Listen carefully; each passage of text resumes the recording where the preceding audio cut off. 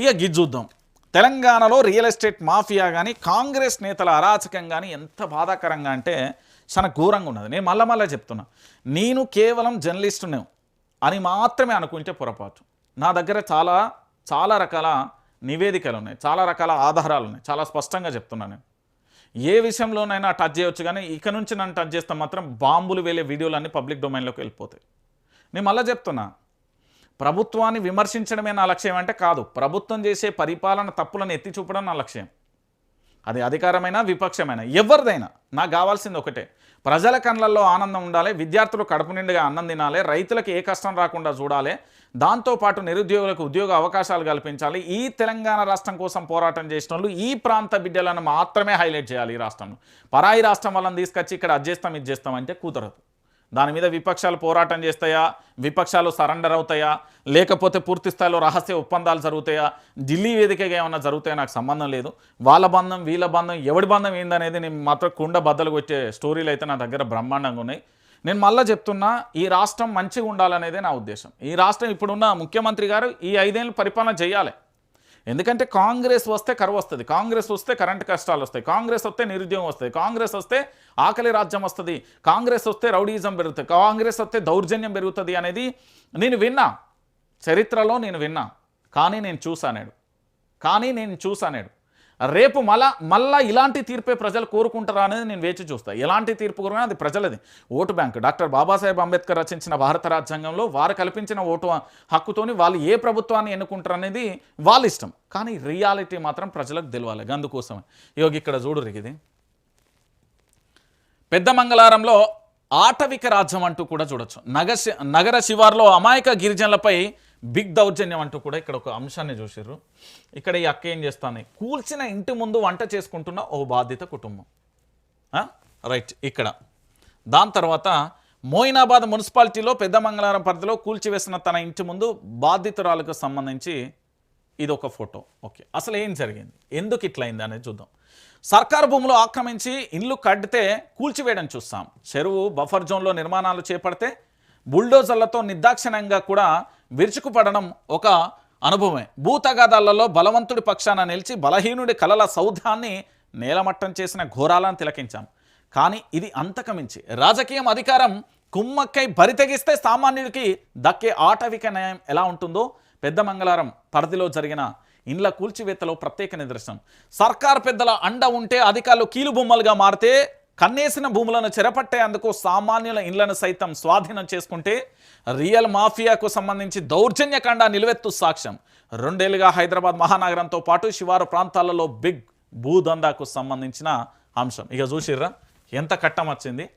వీళ్ళు ప్రభుత్వ భూమిని కబ్జా చేయలేదండి, వీళ్ళు బఫర్ జోన్లో ఇల్లులు కట్టుకోలేదండి. నేను మళ్ళీ చెప్తున్నా, ఇక్కడ ఏమీ జరిగిందో చూడుర్రి. రియల్ మాఫియాతో కాంగ్రెస్ నేతల అరాచకం, తెర వెనక ప్రభుత్వ పెద్దలతో ఓ పోలీస్ అధికారి వరవ సూపర్. ఈ పోలీస్ అధికారి ఎవరో కానీ నడి బజార్లో తీసుకొచ్చి ఎన్కౌంటర్ చేయాలి సొంటోళ్ళను అని నేనలే, సజ్జనార్ గారే చెప్పారు చాలా సందర్భాల్లో.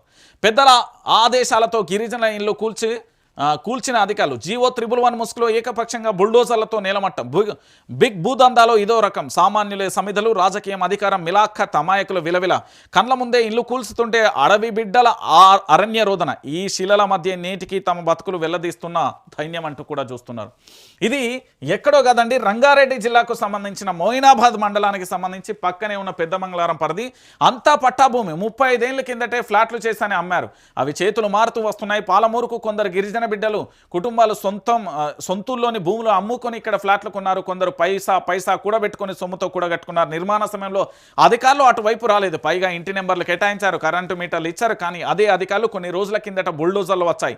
అమాయక గిరిజనుల కుటుంబాలను బయటికి పంపి ఇండ్లను నేలమట్టం చేశారు. అదేమని అడిగితే జీవో 111 కదా, కోర్టు ఉత్తర్వులు ఉన్నాయని సమాధానం ఇస్తున్నారు. ఇల్లు కట్టినప్పుడు మీటర్లు ఇచ్చినప్పుడు ఇంటి నెంబర్లు ఇచ్చి ఆస్తి పన్ను వసూలు చేసినప్పుడు గుర్తురాని 111 జీవో నిబంధనలు ఇప్పుడు ఎందుకు వడ్డొచ్చాయి?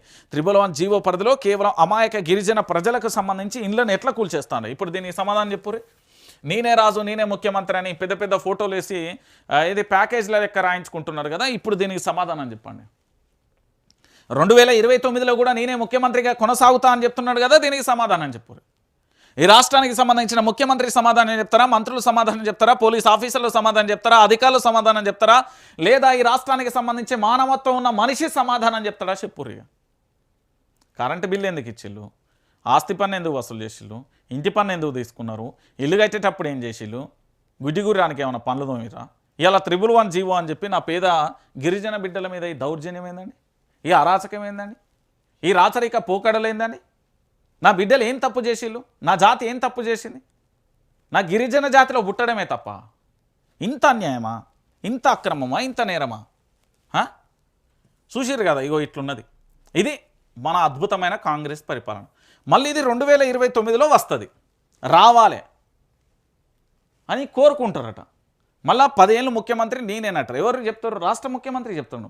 ఇలాంటి పనులు ఇక 2029 వరకు ఇట్లనే ఉంటే ఇక తెలంగాణలో ఏముండే అంత పోతం చేస్తారు. నీ ఇల్లు నా ఇల్లు, నీ భూమి నా భూమి, నీ ఉద్యోగం నా ఉద్యోగం, ఏం లేదు. మనం అంతా ప్రైవేట్ బానిసలం అయిపోతాం.